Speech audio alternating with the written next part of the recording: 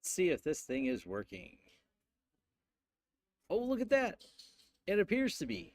Please tell me if the audio is working, because my usual tooling is broken. Because for those of you that are probably not online, but maybe are not completely aware, the internet kind of became broken just before this live stream.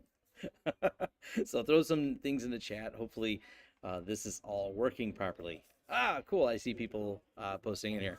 Obviously, first, I'm not at my studio. I'm traveling. And so I wanted to commit to the live stream. And I was like, cool, I'll be able to do a little bit of Q&A here. And I am, I don't know how good we can see this event here. If someone's really good at OSINT, you can try to guess where I'm at. I'll give you the hint, though. I'm in Kansas. But today was an interesting day. So great talks, great people. My wife is here at the event as well, representing her company, Blumera. Well, not her company, which she works for. But the internet going out caused a problem where the tooling I use, which is a tool called StreamYard, is also down because Google and lots of our people are having a bad day. And I've been trying to assess where this bad. I've been talking to people so much I didn't know where the bad day. Is it Wi-Fi that's sucking? Yeah, it's. I don't know how good this connection is. It says I have an excellent connection. I don't know if I do. Like YouTube's saying that. It says the stream is working. So hopefully this is all working on your side. You need to change your video resolution. Oh, that's interesting. Is the video coming through or is it really bad? It says it's. I have an error, but I don't know. Yeah. Well, what's actually down right now, let's talk about this. This is a good topic. And I can't really, I had to set up OBS in a pinch to make this work, but let me share something with all of you. For those don't know, this appears to be an AS7007 issue. For any of you that want to dig into history, look up AS7007, or let me drop this here. It's a BGP problem. Thousand Eyes just dropped a report. I'm sure we don't know all the details of what's going on, but I think this is probably indicative of a little bit what's going on here. But yeah, when you see large outages, there's the joke, of course, it's always DNS. But in this case, when it's not DNS, when the problem's much bigger than DNS's ability to mess up, you have to start looking at what is bigger than that, and that's BGP, the other three-letter problem that occurs when things go out on the internet. So my best assessment right now is that that is a BGP problem. I've seen Thousand Eyes drop the report on this. So yeah, the mess is oh, look at this. Someone figured it out. I said Kansas event. And so, yes, the event is Tech Edge. So, yes, I'm at Tech Edge.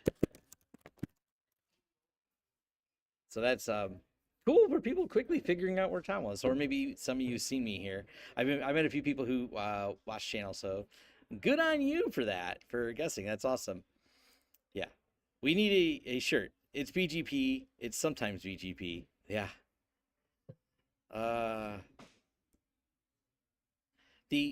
Yeah, I haven't read all of it. There's actually, and I might do a debrief on this because it's cool. You can look at companies that can do replay of BGP incidents. Like you can look at the history of it and how it worked, like what route changes occurred and how those route changes might affect things. I covered this before when there was a Verizon outage 5 or 6 years ago, and I was showing people like some of the behind the scenes to understand how routing works and how the internet works. I'm by no means an expert in BGP, but I got the concepts of how it works on a scale. I've got several friends that I've learned a lot from that do that for a living, and they've taught me immensely on that. But it's still a very, in some ways, simple. It's like DNS. It just is name resolution. It's that simple, right? Until implementation comes along, you're like, oh, there's a lot to this name resolution thing that people got going on, and BGP's that. So, anybody? Yeah, I see people asking about the outage. So it's most likely the BGP outages. It's just the most likely scenario at which you see things go down at this scale. So it's unfortunate, but it is what it is. That's how things go sometimes, you know. You want to break things at scale, you break BGP.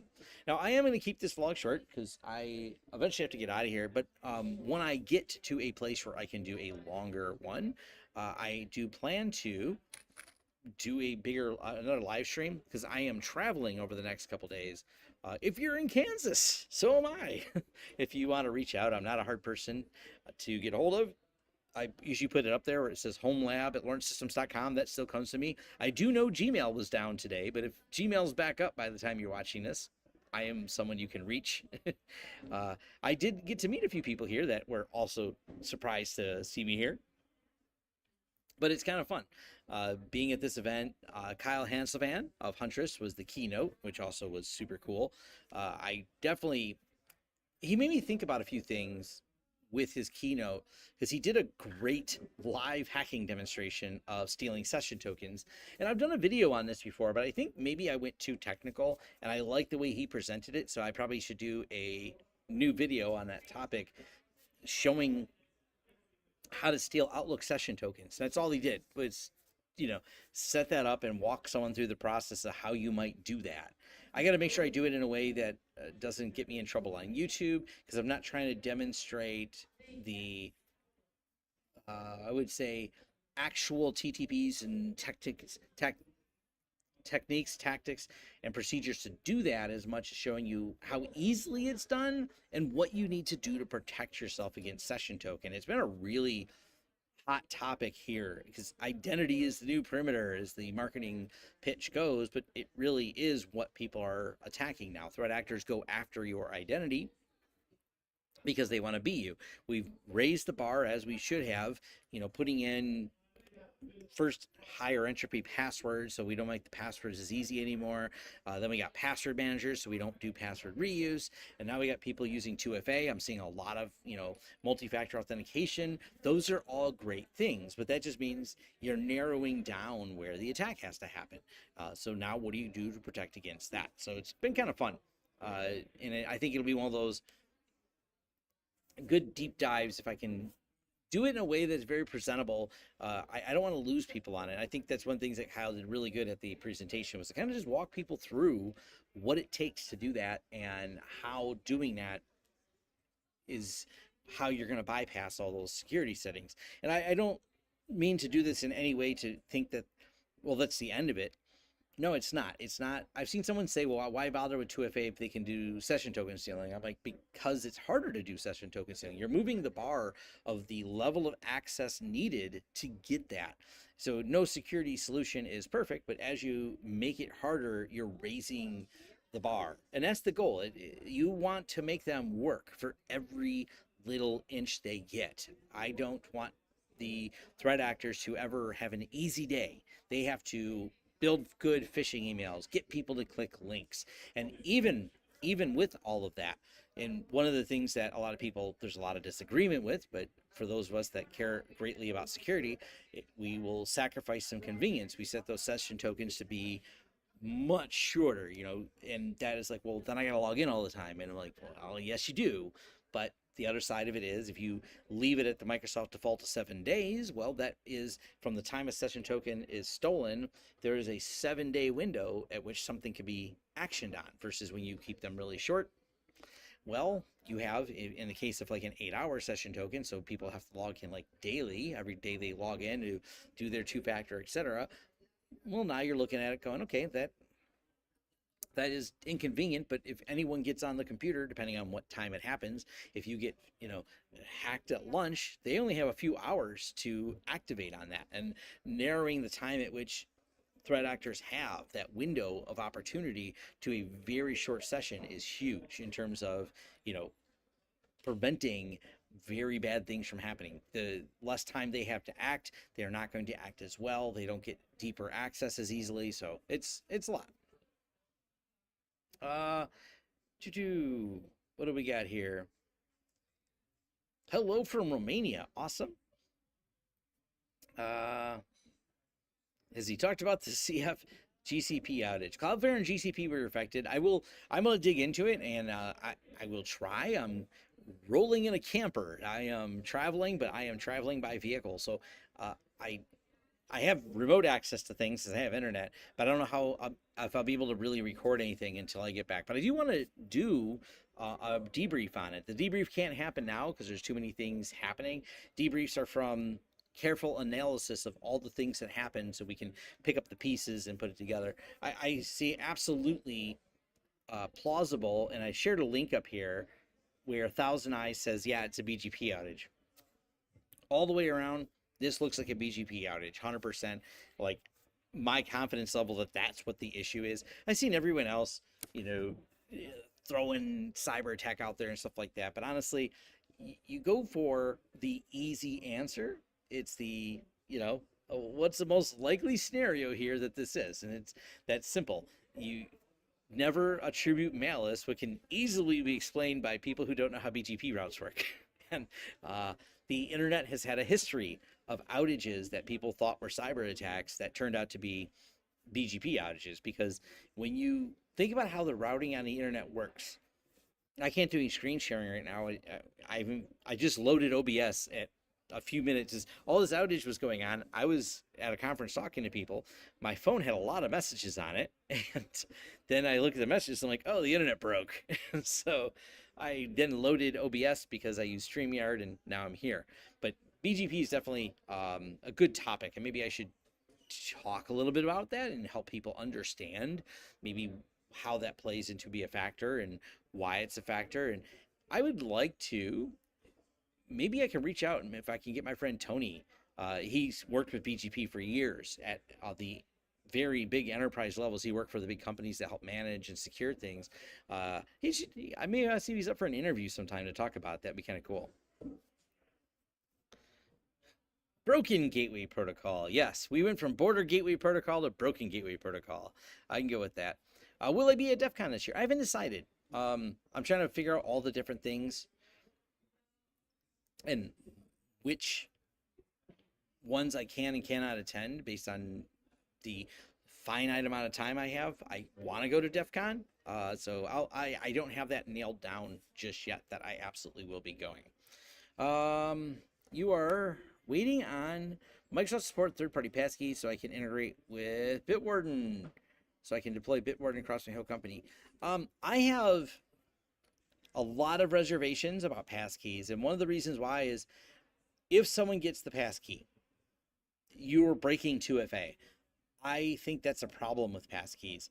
One of the things that passkeys has the ability to do when you load it into something like Bitwarden is it can lie about attestation. So the concept with, if you're using FIDO, and we'll call it passkeys because the underlying technology, the FIDO Alliance to put all this together, let's say you have a YubiKey, and we have a YubiKey that has attestation on it. Really, any of these security keys that have a little blinky light, and they want you to touch the blinky light, touch the little box on there.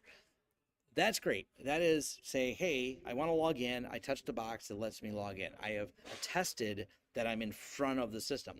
The problem with passkeys, compromises were made, in my opinion here. And the opinion is derived from the fact that Bitwarden can say, yes, someone's here. Hand them the passkey. So it's your Bitwarden that's doing it. The problem, of course, is you needed two-factor to get this set up, but now we can just keep giving you the same passkey and logging right in. That's greatly convenient.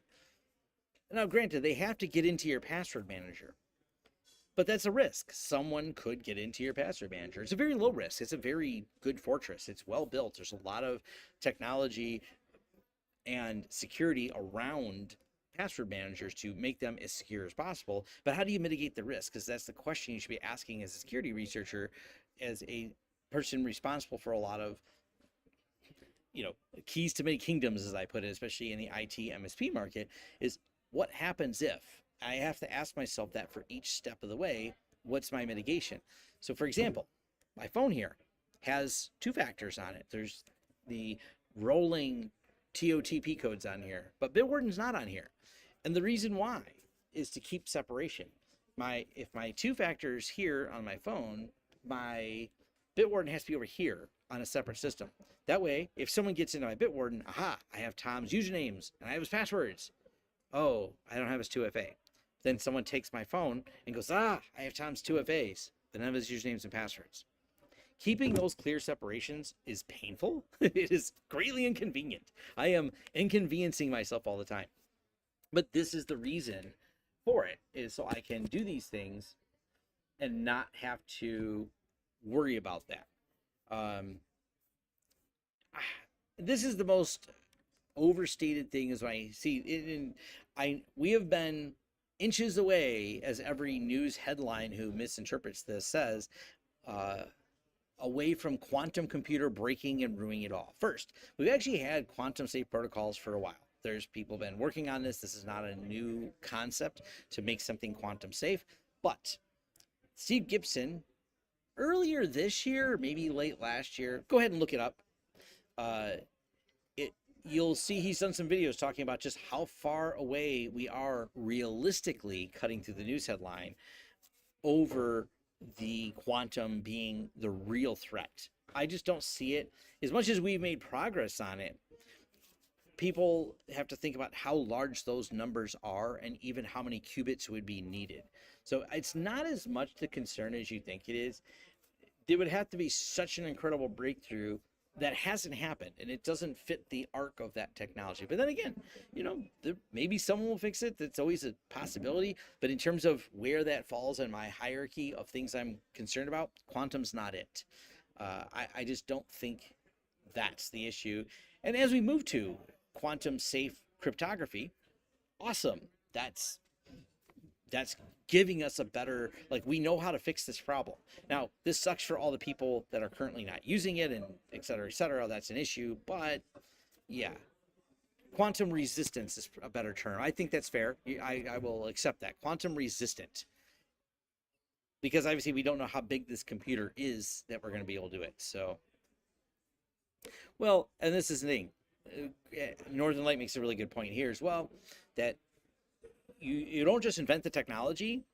The threat needs access to that technology to do it. Will they do that to get into your email password? I don't know. Doesn't seem likely. But those are concerns. But on the hierarchy of your daily concerns, those are those fun hypothetical things that we can all talk about. Is what I feel like. If you want to sit down late at night and maybe have a hypothetical discussion at a conference, awesome. All for it. But from the real world, what I have to work in and what I'm dealing with today and the threats I'm chasing, not as much of a concern. It's not the problem that we're really facing right now. The identity theft, as I mentioned earlier, people going after session tokens. How are we going to secure things? Can we quit opening RDP? And can we quit exposing management faces to the internet? Those are the real world today issues we need to deal with. And that's a lot of where the focus is for things. That's my rant on that topic. I'm trying to figure out what other topic. I feel like I had more to talk about, but I've been talking a lot. And it's been a good day. And as I said, I'm not going to keep this one too long, especially because with the outage, I don't know how good the stream is working. I'm also here at a event with, there's still lots of people. There we go. You can still see people kind of back there. So I don't even know how good the audio quality is, but I will be probably doing another live stream because it's hard to produce. I have not taken the time to build a setup for when I'm traveling to do my recording and editing. This is just a little MacBook Air, the first gen one, not particularly powerful. So it doesn't do very well for video editing, but maybe eventually I'll do if I travel more, I will do a remote setup so I can record elsewhere. I've been thinking about that. I've had friends that do that, and maybe I'll get into some of that and have a system that I can portably take with me, but also do some editing and recording, so I'll be able to cover some of these other topics. Something I'm working in. So, cool. So, good news. I will say something I usually don't say. Thank you for SonicWall for sponsoring the internet today. They were the sponsor for the internet.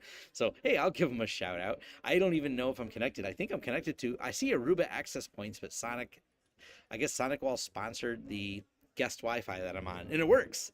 There's 200 plus people here and vendors, and it's still working. So I'm impressed.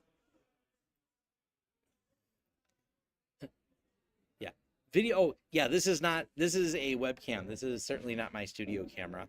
But I could buy. Like they make some nicer portable cameras. Ooh, you know what? That makes the video better. I'm realizing there's a glare. So if we do, yeah, that fixes the contrast because there's not a. Anyways, I should get a. I should get a better. Oh, I have a better camera. I should hook that camera up to this computer. I didn't bring it with me. But I also wanted a little bit of time off. I don't have Starlink or anything on my camper. I did this very, I went in there and maybe Saturday I'll talk a little bit more about my trip. As I'll probably be somewhere that I have good internet. Or maybe I actually am going to be visiting a friend who has a studio. I wonder if I can just do a live stream from his studio. That might be fun. But I'm going to wind it down here because the event is over in only a little bit. Yeah, I'm going to help my wife do a couple things. We got to throw some stuff in the truck, and I don't know where we're going next. I know I do have to take my wife out to eat because she worked a booth at this event here. I just took selfies and hung out with people and had some great conversations. But it was a cool event here. If I have time to do a Saturday stream, I'll do a debrief. If not, if for some reason, because I have a few more days before I get back, I will. Oh, that's a good question. This is only 56. This is B, but there's nothing on the back. I have another shirt in my store that's got A and B on it. I think it says, "Which one are you?" So if you want the other one, we talked about making, because I learned Canadians seem to like A better. So maybe I'll make a Canadian special edition shirt that's done in A. Just a thought there. Email your thoughts to homelab@lawrencesystems.com. I'm more than happy to take those emails and take suggestions on other shirt designs and things like that. Yeah, I see. And the person to talk to is really oh, good. I see Canadians that do B. I've had Canadians, or some of them seem pretty like they do A, and I said A. That makes sense because Canadian. I guess it depends. If you're, maybe it's the accent. I don't know. If they say a boot, do they also do A? Is it the Canadians that add A to everything? Yeah, I don't know. So I guess there's a poll we'll have to do. Maybe I think Matt's listening. Maybe we should do a poll. Do you do A or B? I think that is a good question. We should probably post on the YouTubes. I'm gonna go from there. But I'm gonna stop the stream here, and thank you all for joining. I'd do it a lot longer if I didn't have constraints. But I also am starting to lose my voice because I've been talking all day, and it's been really great. But thank you all for joining. This is great. Yeah, as soon as I reconnect to the internet. Yes, the internet is a slightly broken place. I will try to put together a debrief on it, even if I have to cover it in a live stream. It might be kind of fun. But awesome. I wanted to keep my commitment to do all this stuff, and keep pinging me in the forums or on any of the socials you find at lawrencesystems.com. And provided Google comes back up or is up already, email me at homelab@lawrencesystems.com. I'm an easy person to reach out to if you'd like, or like I said, on the socials. Thanks everyone, and stay safe out there. Later.